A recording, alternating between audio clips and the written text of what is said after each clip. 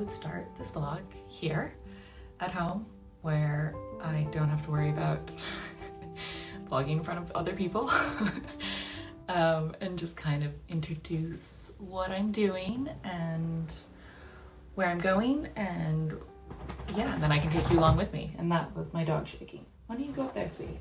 Why don't you go up there? I thought, no, you think I should feed you, but it's not time yet. All right, so basically, I am going to Cornwall for a knitting retreat. It's Tuesday today, I'm going on Thursday, so I've got a bunch of like prep stuff I need to do. I need to, you know, work and get some work stuff done, and then I need to buy my train tickets and send an email to the organizer and like little things like that. But I'm going with the Raw Wool Company. I came across Anton's YouTube channel a while back, I think right around when he launched it. His channel's lovely. It's like the ultimate cozy vibes. He's usually like in a cottage and there's, you know, sheep, and it's lovely. I realized he did these retreats, or he mentioned them at some point, and I thought, like, that sounds right up my street. Like, I love Cornwall.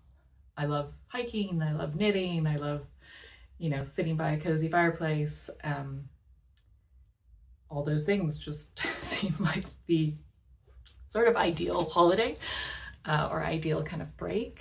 And I decided that I really wanted to go to one of these, but they do book out quite quickly. So every time I looked, like the most upcoming one was sold out. I was thinking I was going to actually book one for the fall. I think he does one in spring and he does one in fall. He posted a video over Christmas that he mentioned somebody had dropped out of the spring dates, and I was like, yeah, I'm in. So I managed to convince my friend Emily to come with me. She's been knitting since university, but not obsessively the way that I have until I started obsessively knitting, and then she's kind of become more interested and done more she's on her first sweater, and yeah, she's one of those people that I can convince to start new hobbies easily. So yeah, I am really looking forward to it. I just feel like it'll be a lovely little break from London. Getting out of London this time of year is a nice thing to do. I need a little bit of a reset. I've been going to Cornwall for about 10 years now, and I love it in the off season. I think Cornwall's kind of a complicated place. If you don't know Cornwall, if you've never been, it's sort of the very south tip of England. Southeast tip of England. Is it east? Is it west? It's west, southwest tip. I'm gonna put a map up. Don't ask me to navigate anywhere. It is like quite a unique place. The landscape is quite dramatic and weathery. It's very weathery. There's lots of like islands off the coast. They're beautiful. Like the beaches are beautiful. There's hikes all along the coastline. It's kind of just a unique and special place. So I went there first time about 10 years ago, and I think I went in February the first time, and I loved it. I loved the like blustery, windy, rainy, just embrace the elements. And we've been going maybe every couple of years back there. I've been kind of off season, I've been on season as well. Definitely prefer it in the off season.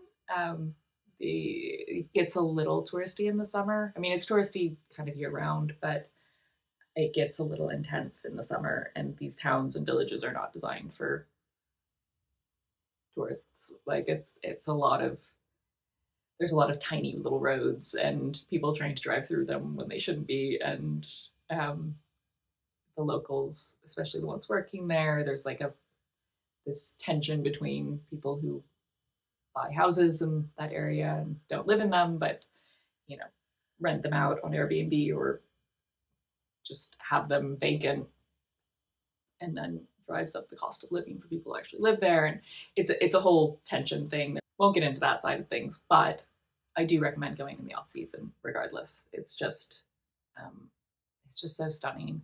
March in Cornwall is like ideal for me.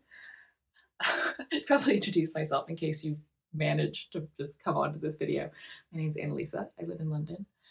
I'm originally from California, and I normally do sit down knitting podcast type or knitting plans videos. And I attempted to vlog a couple weeks ago, and I very quickly realized that was quite challenging. So I'm hoping that round 2 will be a little bit easier.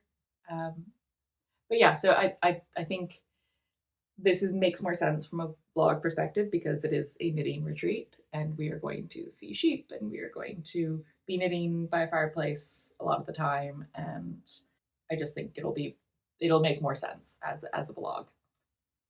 I hope. Anyway, so hopefully I'll capture at least the experience on some level and kind of check in with you throughout and talk about what we've been up to and what I've been learning. And I'm just looking forward to, meeting some lovely people and hanging out with some sheep. And I think that's all. So my next step, I need to check that I don't need to do any laundry before we go. There isn't something that I really want to bring.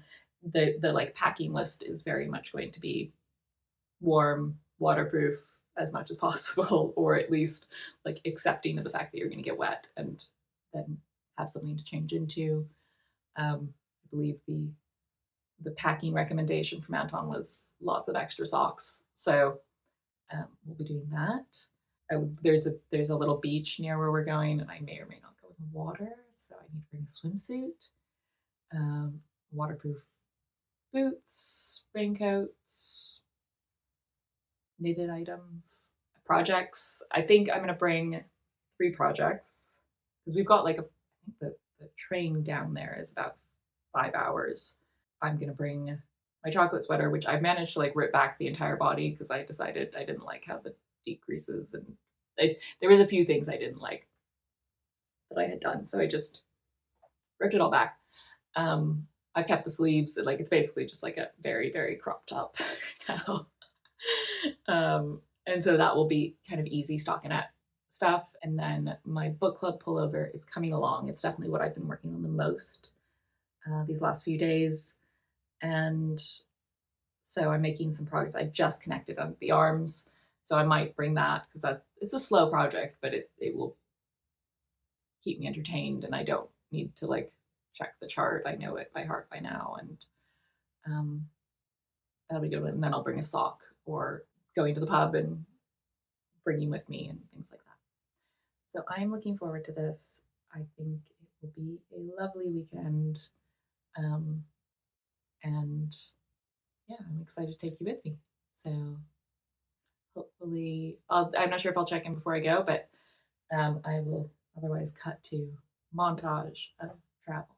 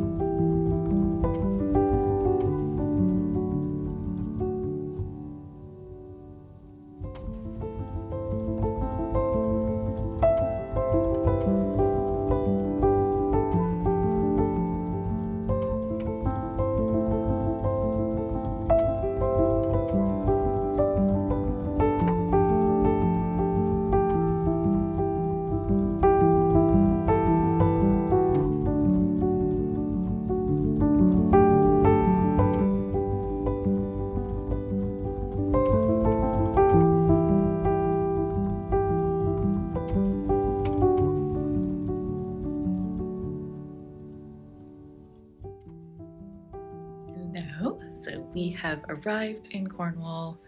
The trip down was actually super chill. We basically just got the train in Paddington at about 10 o'clock. We got into Falmouth town. We transferred at one point, but like just at the end. So it was very uneventful and super smooth, super easy. And the train was actually lovely because it goes along the coast at one point. So you can actually it feels like you're on the water, which is kind of incredible.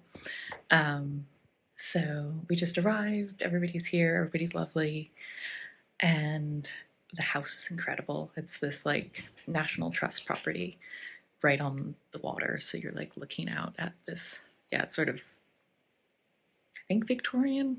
I'm sure we'll learn more about it at some point, but it's just an incredible, incredible home that they rent for the retreats. And I will show you the little what we got in our rooms, which is just incredibly generous and amazing. But yeah, I'm gonna try and capture little bits and pieces here and there, but this is so far it's just definitely exceeded my expectations in terms of just welcoming, lovely, beautiful, unique. Yeah, really nice. So let me just show you what we got. Hang on. So this is what we got as our little welcome gift, which is amazing. So we've got this Cornish Ganseys and knit frocks, which is just, I'm so excited to dig into stitch patterns, things like that. And then we've got some of the yarn to try from the Raw Wool Company, which is incredible, incredibly generous. I was not expecting this. I got very excited. And these are some candles. I won't open them because they're all beautifully packaged. And then a little notebook. I don't know what's in here.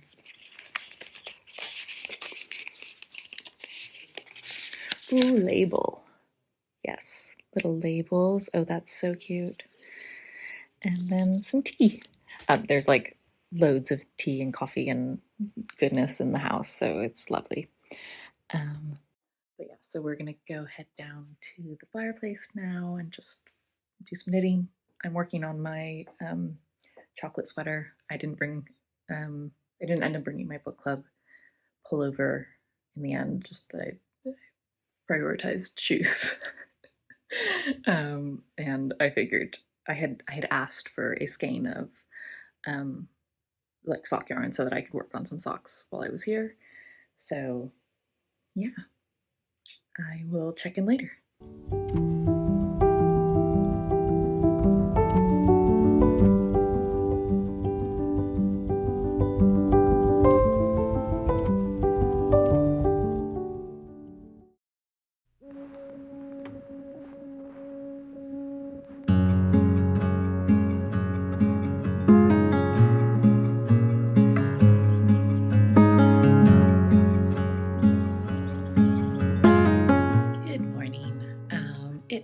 Friday morning, and we had a lovely evening last night, just sitting by the fire and knitting and chatting and delicious food, and just a very warm, welcoming evening. This morning I am going to brave a dip in the sea, which I'm kind of I'm gonna say I'm excited about. I think the reality is I'm terrified of, but if I just tell myself I'll do it, then I'll do it. So yeah, we're just gonna do a dip in the ocean to wake us up, and then get ready and head to the farm where we get to meet the sheep. So I'm looking forward to it. And yeah, I'll catch up with you later.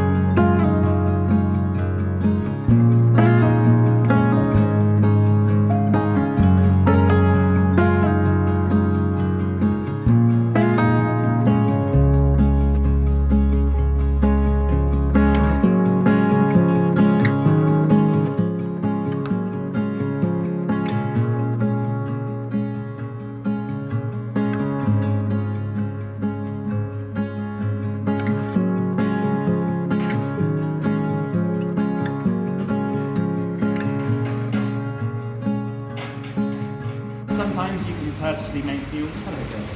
We purposely make deals with different breeds to try and bring out the characteristics. So a lot of mules that are quite popular in the UK are there for fibre, would be a blue-faced Leicester mixed with a Kin or a Romney, and the two of them together make a very nice fibre sheep that's a bit more hardy to the weather. Blue-faced Leicesters can tend to be a little bit soft on their feet, and they don't like the weather being so horrible and standing in the mud all the time. So it just makes them a little bit hardier while still having a nice fibre. Silver Wensleydales. And the Silver Wensleydales come out a bit like the Ginger Dean. We don't know when it's going to happen, but we can kind of figure out what ewes and what rams will tend to throw out the silvers. And so we, over the period of breeding them and selective breeding with them, putting the right ewes with the right boys, we could sort of guarantee that we're going to get, more silvers and just get those nice colours. You can really see with the Wensleydales how long their fibre is and how curly it is and how different texture it is to the other two. She's got a very sort of wavy fleece, whereas the Suffolk has a real sort of voluminous fibre. And I'll just get them into the corner.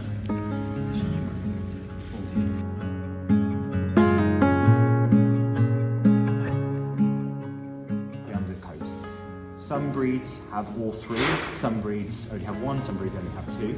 So the Wensleydale only has the guard hair, which is the main part of the fibre. Something like the Suffolk will have the guard hair and what's called kemp, which is a coarser hair which they molt. And it's hollow, it's brittle, so it will break. So Herdwicks and things like that have a lot of kemp. It's great for them because it protects them against the wind and rain.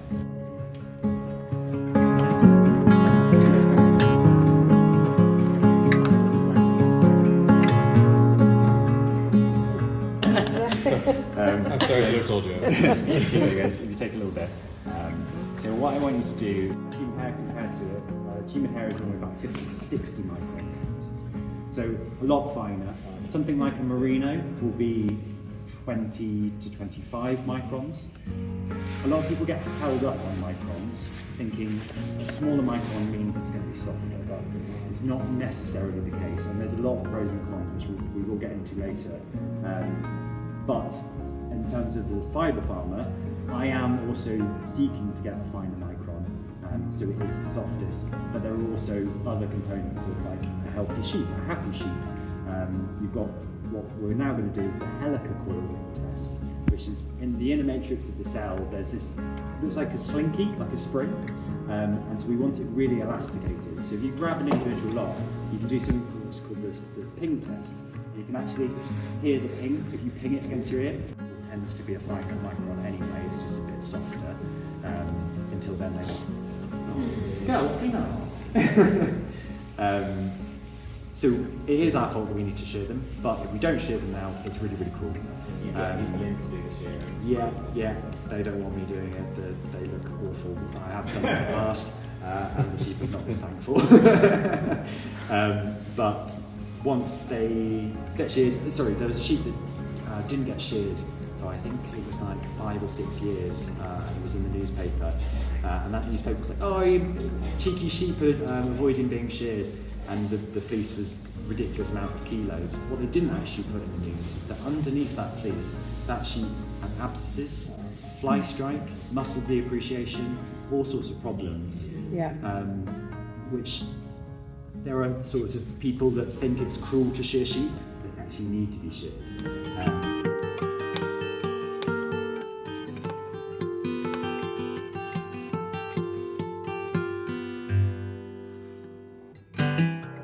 Take lots of pictures of things that look pretty, that just catch your eye and you evoke some sort of feeling, and maybe we can use it in our workshop and use to design your own gown.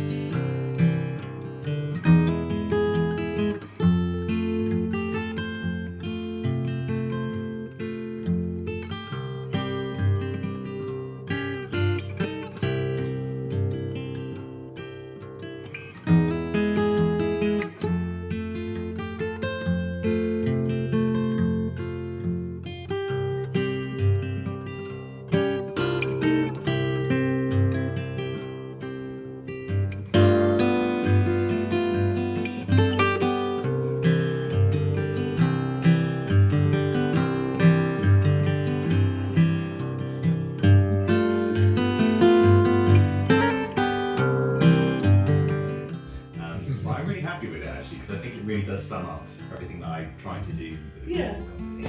And it gives the credit to the sheep, which obviously they're the most important part of this. And they put the effort into creating these amazing colours, so let's give them the credit. Not just these natural, amazing, autumnal, moody colours that we get.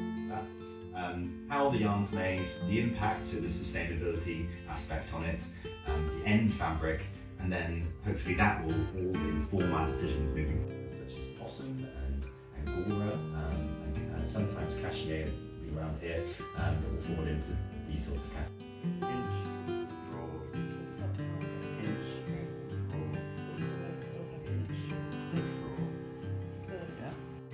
Good evening. I am just checking in, talking about the day, trying to remember all the amazing things we did today, and actually just talk you through some of them. We started the day by doing a little cold plunge in the sea, which was kind of incredible. There's a little cove just down from the house. I'll have taken some shots. And yeah, just kind of did the most challenging thing first, which is to convince yourself that it's okay to get in the water, and you're not going to die from the cold. So we did that, and just did a very, I managed to get up to my neck, but only for about 2 seconds. And then we came back, had a little bit of breakfast, some teas and coffees and stuff, and then headed over to the farm where Anton keeps his sheep, and we met some of the ladies, and they were beautiful. They're very pretty. They're very, they've got beautiful, I was going to say hair coats. What do we call these? I'm sure there's a word for it. Anyway, it's been a long day.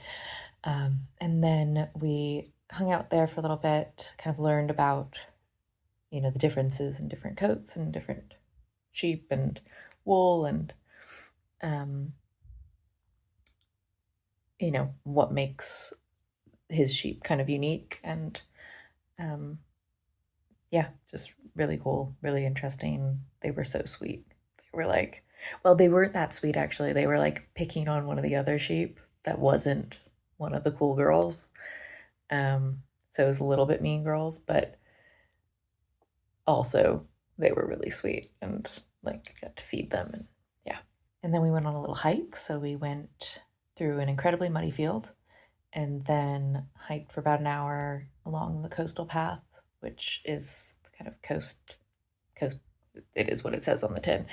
The coastal path along to the pub, had a delightful pub lunch, and came back to the house, sort of chilled for a little bit, and then Anton did a whole fiber workshop. So he kind of talked through the different types of fibers, and what makes their properties unique, and just kind of learned a lot about fiber that I had no idea. And then we had dinner, and he has a friend of his helping with the cooking, and they cooked this big meal with focaccia and tomatoes and this dish which I've forgotten the name of, but delightful, delicious. Then tiramisu for dessert, all homemade, all amazing. And then now everybody's just kind of sitting in the living room knitting. He's got the spinning wheel out, so people are playing with that. And yeah, it's just been so far. I mean, it's a lot. You forget how much just the sea air and the sunshine and all that stuff, it just makes you so calm, and so I'm ready to go to bed, but I don't want to go to bed because I'm enjoying myself. So yeah, just very relaxed, just a lovely group, and I feel like every aspect of this so far has definitely just kind of exceeded my expectations. It's just nice to not have to make decisions about anything and get to knit all the time. And he'll be like, oh, go get your knitting. And I'm always the one who's like, wait, I have to get my knitting before I can sit down and enjoy this. So it's kind of nice. change. And yeah, I'm really enjoying it here. I'm really enjoying the experience, learning, but also just relaxing and knitting. And I think tomorrow we've got kind of another walk around the area that we're staying. So again, kind of on the coastal path. And then we're going to do the Gansey workshop in the afternoon. So I've taken like clips and snippets, but I'm not going to give too much of his content away because you can either go watch his channel or come to one of his retreats or, I feel like this content is really interesting and valuable, but it's so amazing to be here in person and like have him talking about the sheep and the sheep be right there and then like playing with the yarn, and yeah, it's super cool. A lot of sort of how he approaches wool and the kind of sustainability and the even just, his story and how he has the sheep he has and the raw wool company and all of these pieces.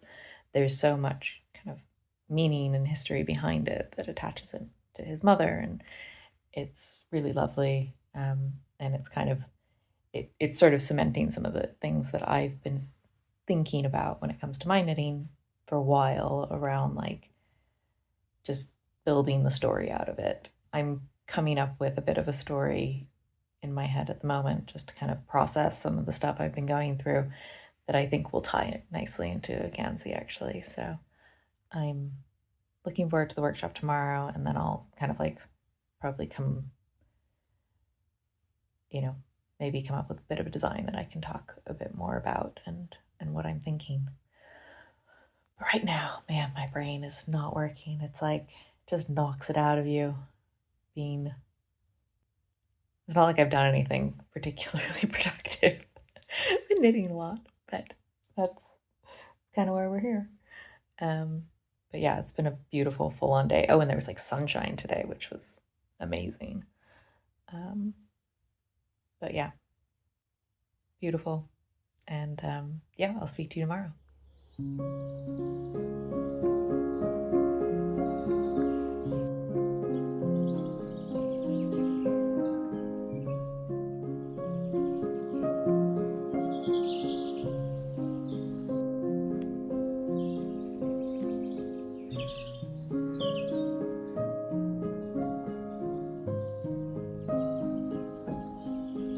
Good morning. It is Saturday morning and I am outside because it's like this incredible sunrise over the bay. And yeah, it's kind of, I'm up super early. I tend to wake up early and I'm definitely the first one up in the house. So I had a cup of coffee and then came out here because this is kind of insane. I'm gonna show some clips of it, but yeah, I'll try and get some like, oh my God, look at that sky. It's so pretty. It's so pretty. But yeah, I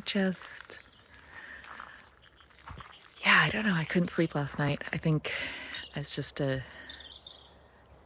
getting settled in a new place always takes a minute, but I'll sleep fine tonight and then I'll be back in London. So today, I don't know if we're doing a cold plunge again or not, but then we're gonna go for a walk just along this kind of like coastal area, which is insanely beautiful.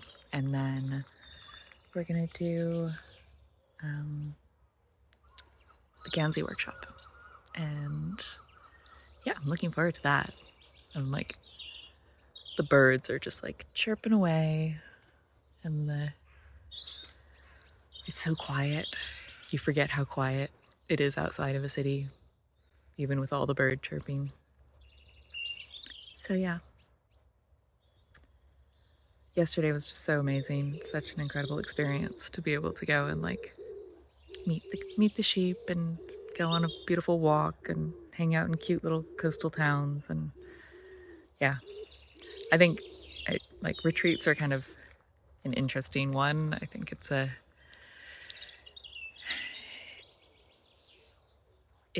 it feels like this massive indulgence, but it's so wonderful to like go on a holiday where you don't have to make any decisions and everything's kind of sorted out for you, and you get to do experiences, and you get to, you know, take a minute to just kind of shut off your brain and reset.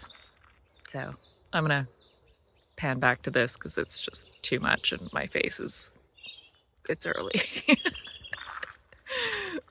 But I will see how we get on throughout the day.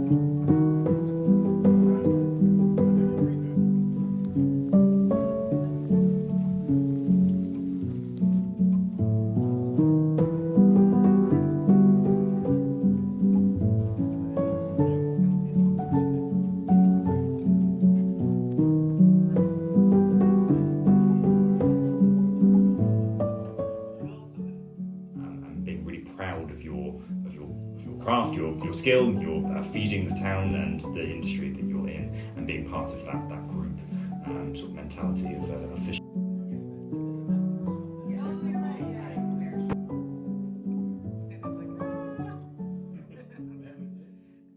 Oh, good morning. It is Sunday morning and you're a little bit angled, so hopefully I'll be able to like you're propped up on like, but I should have brought a tripod. I did not. It is Sunday morning. We are packing up, getting ready to head out, head back to the station, get back into London. But I just wanted to jump on because I did not get on here yesterday. We were just, I don't know, I was having too much fun, I guess. We had an amazing day.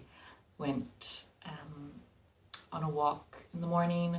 Well, first we went for our cold plunge in the ocean, in the sea, and it was lovely and cold.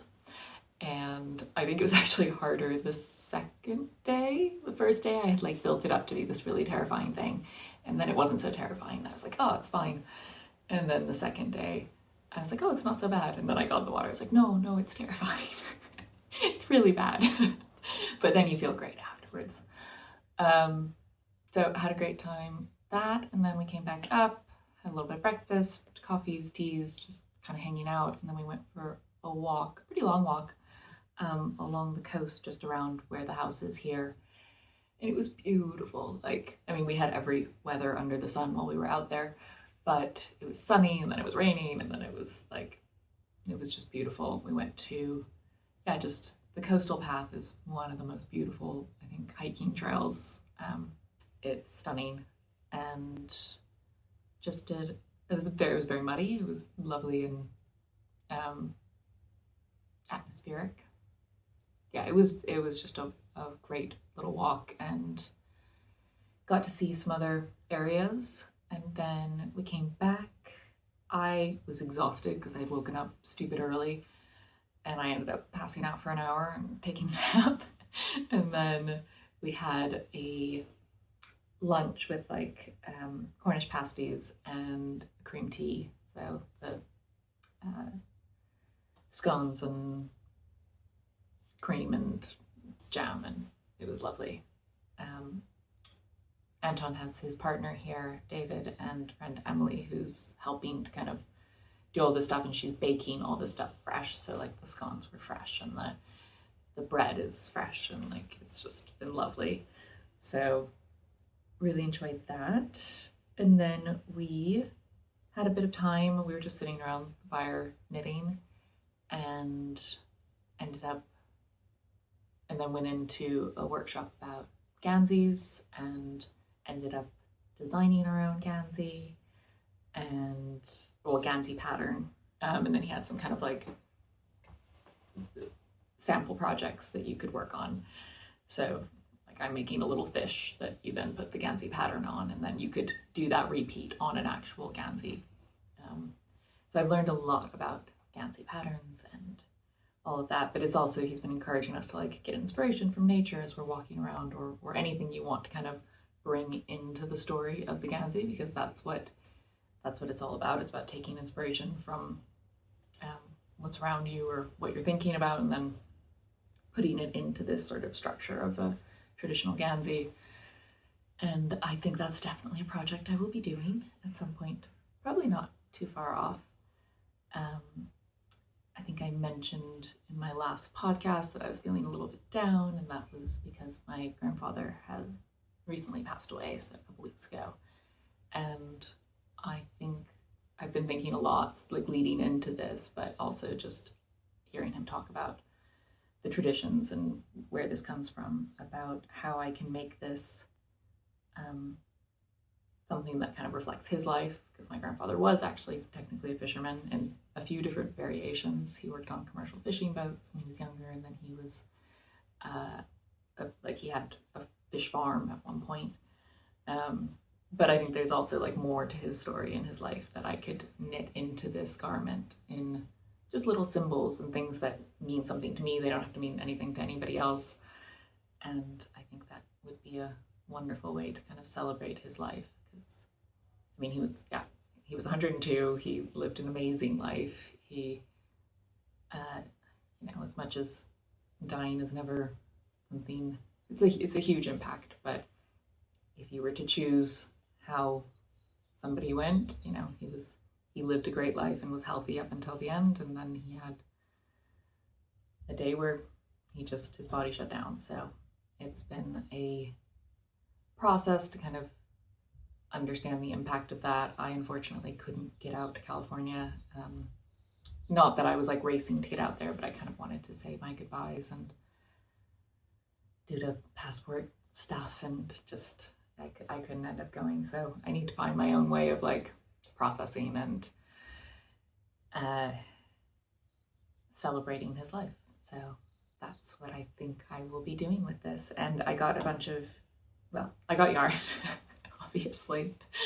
I'll probably talk about that. I'll check in when we get back to London, and just kind of do a recap on the trip and kind of talk about what I learned, and maybe show you some of the yarn that I got. And it's been a really incredible trip.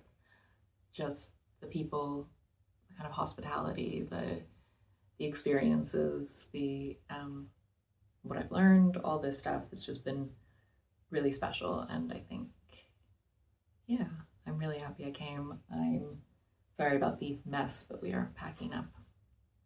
And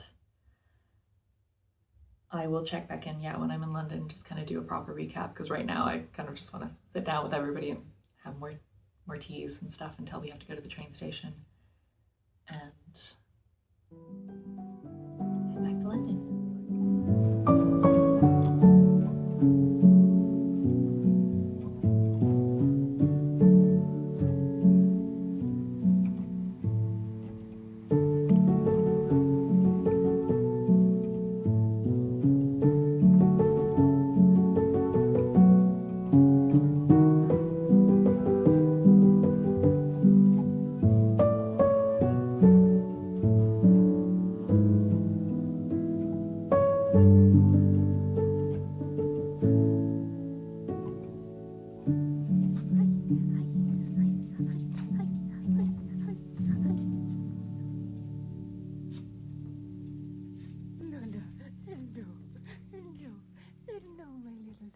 Hello, I am back in London, and I thought I would just kind of jump on here, do a quick kind of like recap about the trip and show you what I got in Cornwall. So I have now like mostly edited the video that you will have kind of already seen at this point. And so I wanted to like cover off maybe some of the stuff that I missed or feel like maybe I didn't cover as well. Overall, the experience was wonderful. It was just super warm, welcoming. I think hospitality is such an interesting concept that we maybe don't give enough credit to. Like some of the best hospitality I've received in the world, it's usually like a feeling of being welcomed and like you're part of a family and like just somebody being thoughtful, and that's what makes amazing hospitality. So I feel like they did such a great job of extending that hospitality to everybody who was there. It's sort of like that feeling of going to somebody else's mom's house where they're like constantly asking you if you want a cup of tea or a drink, or just kind of like helping you to feel comfortable and at ease and relaxed. And that was just a really lovely experience. So overall, that was like kind of the overarching thing, was like helping us to feel relaxed and comfortable and welcomed and like just warmth in general, alongside all these incredible activities of hiking and meeting the sheep and learning about the fiber and learning about Ganseys and all this stuff that we did. So I can't recommend it enough. I mean, I think that he tends to sell out of these, so I don't know that I need to like recommend it a bunch, but if you ever do get a chance, it's just such a wonderful experience. So that's kind of the overarching. The only thing I think I kind of missed out as I was going through the footage was the food. The food was excellent. As I think I mentioned in one of the clips, he had a friend of his who was helping with the cooking, and she did a lot of like fresh baking. So there was like the fresh focaccia and the fresh sourdough and scones and just like the whole, and she's also a vegetarian, so there was lots of, nobody else was on the trip, so we did have meat, but it was just, everything had lots of like different flavors and vegetables and fresh and delicious, and yeah, just really a wonderful part of that. And yeah, I think that's the only thing I didn't take any footage of, probably because I was eating it. I tend to do that. I'm really bad at photographing my food because as soon as the food comes out, I'm like, but it's right there. So that was a lovely part of it. But yeah, otherwise I think I covered most of it on at least like clips of it here and there. Obviously I wasn't like filming us going in the water because I don't particularly want to put myself in a swimsuit on the internet. And I didn't want to, you know, I didn't want to like be putting my camera in people's faces while they're trying to have a relaxing knitting retreat. So I do think the sound quality is not the best because I prioritized actually getting footage over me putting mics on things. I knew that wasn't going to happen if I tried to do that. So maybe over time I'll get better at like getting the mic out and plugging the thing in and all that. But hopefully it's not too annoying and you get the general idea of the experience. So that was the experience. Obviously, if you have any questions, feel free to ask. I'm happy to answer them. Obviously, I'm sure Anton's happy to answer as well. I will leave all his details and stuff. He is launching a Kickstarter soon for a book that he's going to be writing, so a pattern book, but he's also kind of going more into the history and the experience, the Gansey experience. So he'll be going more into the kind of details of the fibers, and then also like histories of Ganseys, and it just he's so thoughtful in how he both produces fiber and how he produces his patterns and his garments. And I think it will be an incredible book when it does come out. If you just want to support a small yarn brand and lovely people behind it, then I will leave a link to his kind of details, so the website and also his Instagram. And if there is a Kickstarter, I'll put it up. But yeah, so he needs support to kind of get that into production. So if you're interested in supporting, I will leave all the details below. I'm going to show the yarn that I got. So I mentioned that I kind of now have a bit of a plan around what I want to do with this. I want to create a sweater for kind of commemorating my grandfather's life. And I got a yarn, I got a sweater quantity of yarn. But first I'll show you what he gifted. So I gifted 3 skeins, and I realized one of them's not in here. It's in the other room, but I'll show this one instead. So this is one of them. This is the Soft as Sea Mist, and it is undyed British Romney lamb's wool. So he gets this from a local farmer to him in Cornwall who he works with to kind of get this white color. And then this is a 4-ply. It's very, I would say it's actually pretty soft. I obviously knit a lot with cashmere and very soft yarns. His wool is much more rustic than I'm used to. I definitely have a greater appreciation, I think, for that, having been on the retreat and kind of hearing, I mean, it's hard not to have appreciation for it when you're like petting the sheep.